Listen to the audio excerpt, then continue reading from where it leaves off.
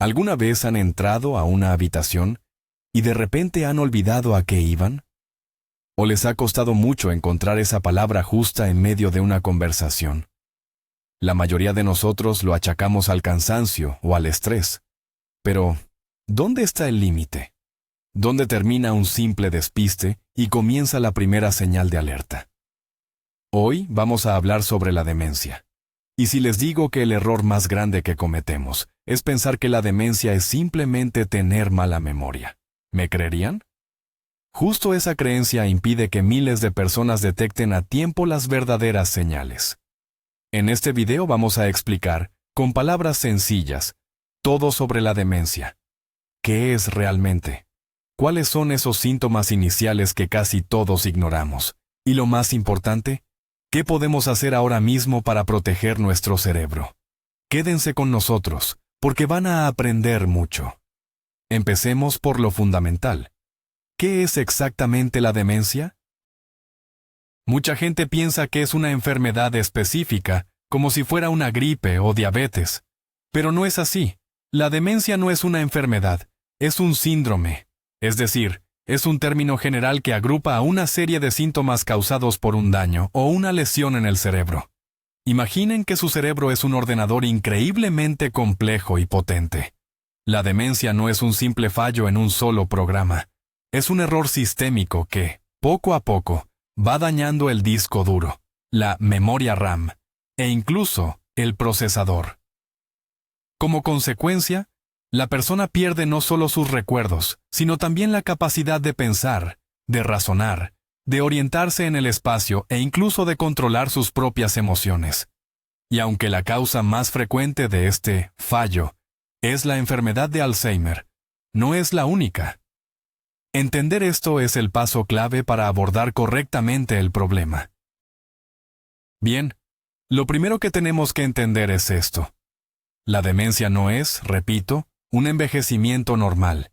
Es cierto que, con los años, todos nos volvemos un poco más lentos. Nos cuesta más retener información nueva, o quizás se nos olvida el nombre de ese actor que tanto nos gustaba en aquella película antigua. Eso es parte de la vida y es completamente normal. La diferencia clave es que, cuando el envejecimiento es normal, estos cambios no nos impiden seguir llevando una vida plena y, sobre todo, autónoma. Seguimos pudiendo gestionar nuestras cuentas, preparar nuestra comida favorita o charlar sin problema con nuestros amigos. La demencia, por el contrario, es lo que llamamos un proceso patológico. Es algo serio. El nivel de olvido se vuelve tan grave que empieza a interferir seriamente con la rutina diaria. La persona puede, por ejemplo, olvidar cómo marcar un número en el teléfono o desorientarse y perder el camino en su propio barrio, donde ha vivido toda la vida. Es una diferencia de calidad, una diferencia abismal. Imaginen que tenemos dos caminos. Uno es una cuesta suave y gradual. Un paseo tranquilo que representa el envejecimiento normal. El otro, en cambio, es un precipicio, una caída libre y abrupta. Ese precipicio, esa caída, es justamente la demencia. En el fondo, la demencia se debe a un proceso verdaderamente trágico. La pérdida de nuestras células cerebrales, las neuronas. Estas células son responsables de absolutamente todo. De nuestros pensamientos, de la memoria, de nuestros movimientos y de las emociones. Se comunican entre sí a través de señales eléctricas y químicas, formando una red increíblemente compleja. Cuando aparece la demencia, esta red empieza a desmoronarse. Los enlaces entre las neuronas se cortan, y después, las propias células mueren. Y lo más triste de todo es que este proceso, desgraciadamente, no tiene vuelta atrás. Para que nos hagamos una idea, si imaginamos el cerebro como una ciudad muy poblada, la demencia actúa como una epidemia misteriosa. Provoca que barrios enteros de esa ciudad empiecen a quedarse vacíos y que las carreteras que los conectan se deterioren. El resultado es que la ciudad pierde sus funciones vitales y por lo tanto, el habitante, la persona, comienza a perder sus capacidades. Los distintos tipos de demencia afectan diferentes barrios del cerebro en primer lugar, y por eso los síntomas que vemos son tan variados. Es fundamental entender que cuando hablamos de demencia, en realidad estamos usando un término general, lo que llamamos un término paraguas. Bajo este gran paraguas se agrupan más de 100 enfermedades distintas. La más conocida y la más común es, sin duda, el Alzheimer. Esta enfermedad representa la gran mayoría de los casos, entre el 60 y el 80% del total. En el Alzheimer, se produce una acumulación de proteínas anómalas en el cerebro, el beta-amiloide y la proteína tau, que forman una especie de placas y ovillos. Estos elementos son tóxicos para nuestras neuronas. Literalmente, asfixian las células cerebrales, impidiendo que trabajen correctamente y con el tiempo, las destruyen. Pero ojo, existen otras variedades. Por ejemplo, la demencia vascular, que es la segunda en prevalencia. Esta se produce por problemas en el suministro de sangre al cerebro. Suele ocurrir después de un derrame cerebral, un ictus, o de una serie de microinfartos cerebrales. Imaginen nuestro cerebro como una ciudad. Si dejamos de enviar oxígeno y nutrientes a esta ciudad cerebro, algunas zonas o barrios empiezan a morir por falta de alimento. Pero aparte del Alzheimer y de la demencia vascular, existen otras variedades menos comunes de las que quizá no se habla tanto. Un ejemplo es la demencia con cuerpos de Lewy. Lo que pasa aquí es que se acumulan en las células del cerebro unos depósitos de proteína anómalos, que son justamente los famosos cuerpos de Lewy. Esta forma suele tener síntomas parecidos a los del Parkinson, temblores y rigidez en los movimientos. Pero lo que realmente la distingue son las alucinaciones visuales muy vívidas. La persona puede llegar a ver gente o animales que, en realidad, no están ahí. Otro tipo importante es la demencia frontotemporal. Esta afecta a los lóbulos frontal y temporal del cerebro, que son las partes encargadas de nuestra personalidad, nuestro comportamiento y la capacidad de hablar. Por eso, los primeros síntomas no suelen ser fallos de memoria, sino cambios bruscos en el carácter. La persona puede volverse maleducada, impulsiva o, por el contrario, mostrarse totalmente apática y desinteresada. Entender exactamente qué tipo de demencia padece el paciente es crucial para los médicos, ya que de ese diagnóstico depende por completo el enfoque del tratamiento y los cuidados que se van a necesitar. Bien, ahora pasemos a algo muy importante. Esas señales de alerta iniciales que, con frecuencia, dejamos pasar. Y la primera y más evidente es, claro, la pérdida de memoria. Pero ojo, que aquí hay un detalle importantísimo. Olvidar dónde dejó las llaves y luego acordarse de dónde están, eso es normal. Pero si empieza a olvidar conversaciones importantes que ocurrieron hace poco, si pregunta lo mismo una y otra vez, o si olvida acontecimientos enteros, eso ya es una señal de alarma. Lo que es particularmente revelador es cuando falla específicamente la memoria a corto plazo. Uno puede recordar su infancia con todo detalle, pero no recordar qué desayunó o qué le acaban de decir hace apenas 5 minutos. Esto sucede porque las áreas del cerebro responsables de guardar los nuevos recuerdos, como el hipocampo, suelen ser las primeras en verse afectadas. Es como si a su ordenador dejara de funcionarle la función de guardar archivos nuevos, aunque los archivos antiguos sigan intactos en el disco duro. El segundo indicio temprano, y que a mucha gente se le pasa por alto, es la dificultad para planificar y resolver problemas. Cosas que antes parecían elementales o pan comido, de repente se convierten en un verdadero desafío. Por ejemplo, a la persona le cuesta seguir una receta conocida, porque se confunde con la secuencia de los pasos, o no logra entender las facturas de la luz o del gas, aunque las haya manejado toda la vida. Se vuelve complicado hacer una lista de la compra o planificar las actividades diarias. Ojo, esto no se trata simplemente de pereza o cansancio. Esto es una señal de que están fallando las funciones ejecutivas del cerebro. Estas funciones son, por así decirlo, nuestro administrador o gerente interno. Es el encargado de la organización, la concentración y la capacidad de hacer varias cosas a la vez. Cuando este gerente interno empieza a dar problemas, hasta las tareas más sencillas de la casa se convierten en una especie de misión difícil, lo que provoca en la persona mucha confusión y mucha frustración.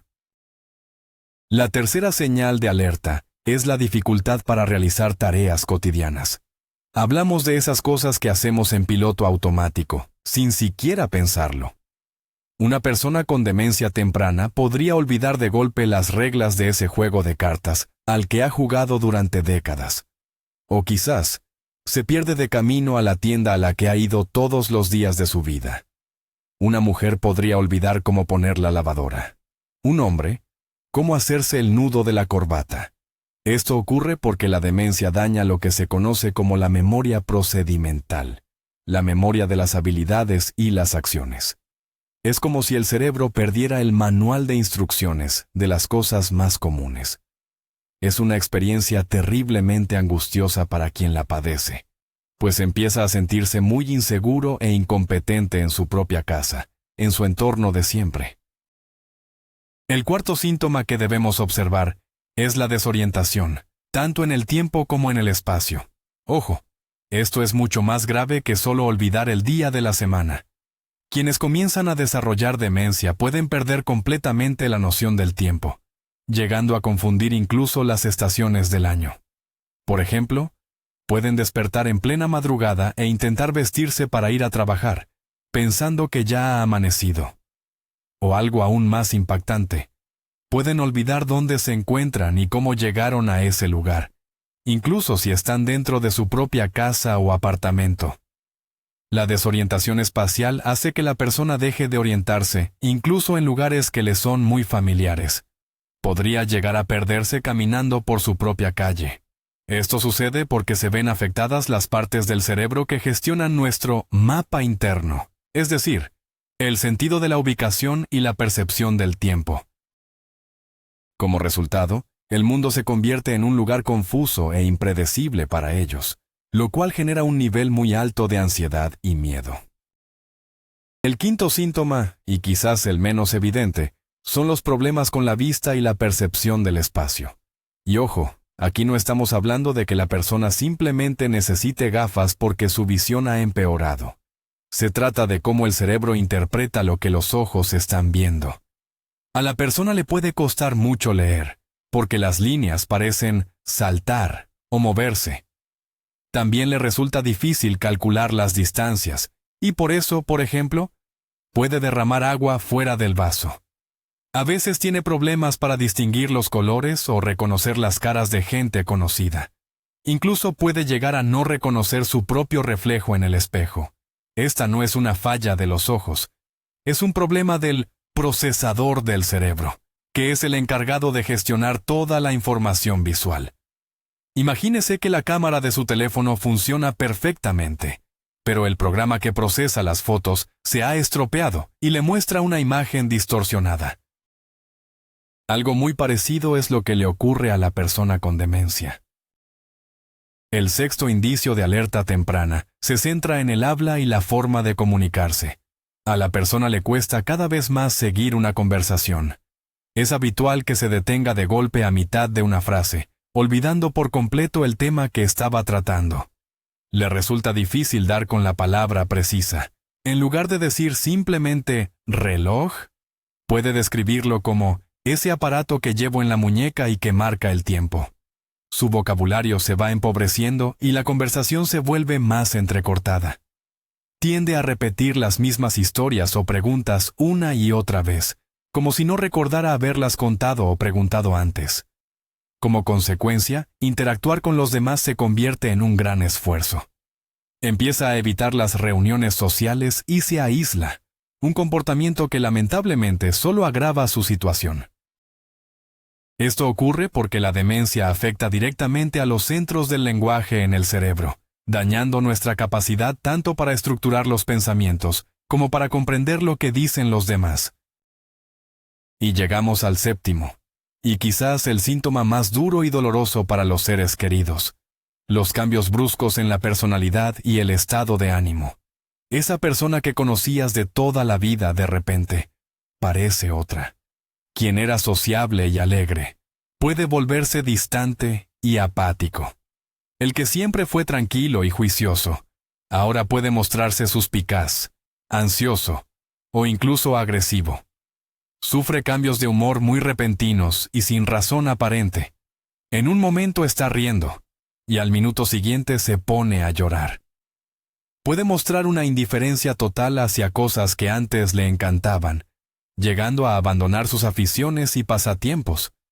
Esto ocurre porque se han dañado los lóbulos frontales del cerebro, la parte que se encarga de controlar nuestras emociones y nuestra conducta social. A los familiares a menudo les da la impresión de que la persona lo hace a malas o a propósito, pero es vital entender que, en realidad, ya no tiene control sobre su comportamiento. No es él quien está hablando. Es la enfermedad la que se manifiesta. Ahora, centrémonos en las causas y los factores de riesgo. El factor de riesgo más importante e ineludible es la edad. Cuanto mayores nos hacemos, mayor es la probabilidad de desarrollar demencia. Después de los 65 años, el riesgo se duplica aproximadamente cada 5 años. Pero es crucial recordar algo. La demencia no es sinónimo de vejez. La mayoría de las personas mayores no padecen demencia. La edad simplemente aumenta la probabilidad, pero no es la causa directa. El segundo factor, también inmodificable, es la genética. Tener parientes cercanos con la enfermedad de Alzheimer incrementa ligeramente su riesgo. Existen ciertos genes, como el gen APOE4, que están relacionados con un riesgo más alto. No obstante, incluso tener un gen que consideramos malo no significa que usted vaya a enfermar obligatoriamente. Es tan solo un factor más dentro de la compleja ecuación de la salud cerebral. La buena noticia es que tenemos muchísimos factores de riesgo que sí podemos controlar, e incluso debemos hacerlo. Y aquí aplica la famosa regla de oro. Lo que es bueno para el corazón, automáticamente es bueno para el cerebro. Nuestro cerebro es un órgano increíblemente glotón o hambriento. Piensen que consume alrededor del 20% de todo el oxígeno y las calorías, aunque apenas representa un 2% de nuestro peso corporal total. Para que funcione correctamente, necesita un riego sanguíneo excelente. Por eso, cualquier problema cardiovascular o circulatorio afecta directamente a nuestro cerebro. La tensión alta, el colesterol elevado, la diabetes, la obesidad. Todas estas condiciones dañan severamente nuestros vasos sanguíneos, incluyendo esos pequeños vasos que se encargan de alimentar el cerebro. Esto, a su vez, aumenta el riesgo de padecer no solo demencia vascular, sino también la enfermedad de Alzheimer. Ahora hablemos del siguiente grupo de riesgos que sí podemos controlar: nuestro estilo de vida. Fumar es, sin duda, uno de los peores enemigos del cerebro. ¿Por qué? Porque estrecha los vasos sanguíneos, nos sube la tensión y, además, llena nuestra sangre de toxinas. El abuso de alcohol también resulta muy tóxico para las neuronas y puede llevarnos a desarrollar un tipo de demencia muy concreto. Por su parte, una mala alimentación, esa que está cargada de azúcar, grasas saturadas y productos procesados, provoca inflamación y un gran desgaste, un estrés oxidativo, en todo el cuerpo, incluyendo el cerebro. Por otro lado, no podemos olvidar el sueño. Dormir bien es el momento clave en el que el cerebro se limpia, literalmente. Elimina todos los desechos tóxicos, incluyendo esa proteína llamada beta-amiloide, la que se acumula cuando padecemos el Alzheimer. La falta crónica de sueño interrumpe este proceso de limpieza y aumenta, inevitablemente, todos nuestros riesgos. Otro factor importantísimo a tener en cuenta son los traumatismos o golpes fuertes en la cabeza. Cada lesión grave que nos hace perder el conocimiento deja una marca, y con el tiempo, aumenta el riesgo de que aparezca la demencia. Por eso, es fundamental tomar precauciones de seguridad. Esto incluye abrocharse siempre el cinturón en el coche, usar cascos si montan en bicicleta o patines, y sobre todo, tener muchísimo cuidado para evitar caídas, especialmente ahora que somos mayores. Por otro lado, los estudios también nos dicen que hay una relación clara entre la pérdida de audición y el riesgo de demencia. Cuando a uno le cuesta oír bien, el cerebro tiene que esforzarse mucho más en entender los sonidos, dedicando menos energía a otras funciones mentales importantes. Además, los problemas de audición a menudo nos llevan al aislamiento social, y esa soledad es un factor de riesgo importante por sí misma. Y aquí entramos en el tema crucial, quizás el más fascinante: la reserva cognitiva. Para entenderlo fácilmente, imagine su cerebro como si fuera un músculo. Cuanto más lo ejercita y lo utiliza, más fuerte y resistente se vuelve. La reserva cognitiva no es más que esa capacidad extra, o escudo de protección, que nuestro cerebro ha ido acumulando a lo largo de los años. Es una especie de colchón de seguridad. Esta reserva ayuda a que nuestro cerebro resista durante más tiempo los daños o cambios patológicos. Incluso si ya están empezando procesos que podrían llevar a la demencia, un cerebro fuerte y con gran reserva puede compensar el daño. ¿Cómo? Buscando rutas o atajos alternativos para enviar las señales y procesar la información. Por eso, una persona con una alta reserva cognitiva podría no manifestar síntomas de demencia tan pronto como otra con una reserva baja, aun cuando ambas tengan el mismo nivel de daño cerebral. En esencia, esta es nuestra principal y mejor defensa. Pero, ¿cómo podemos aumentar realmente esa reserva cognitiva? La clave es sencilla: aprender y seguir aprendiendo durante toda la vida. Cualquier actividad mental que sea un desafío construye nuevas conexiones neuronales y fortalece las que ya tenemos. Cosas como estudiar idiomas, tocar un instrumento musical, resolver rompecabezas, leer libros que nos exigen concentración, o empezar un nuevo pasatiempo que nunca antes hiciste. Todo eso sirve. Lo fundamental es que la tarea sea nueva para ti y te obligue a hacer un esfuerzo. Simplemente rellenar el mismo crucigrama de siempre todos los días, con el tiempo, deja de ser un entrenamiento efectivo. El cerebro necesita retos. Esto es igual que ir al gimnasio. Si quieres que el músculo crezca, tienes que ir aumentando la carga progresivamente. Con la mente pasa exactamente lo mismo. Nunca es tarde para empezar a aprender algo completamente nuevo. Pero la actividad social es igual de crucial. Al fin y al cabo, somos seres sociales. Relacionarnos con los demás supone un desafío cognitivo inmenso. Tenemos que escuchar, entender, analizar las señales no verbales, ordenar nuestras ideas y, sobre todo, mantener el hilo de la conversación.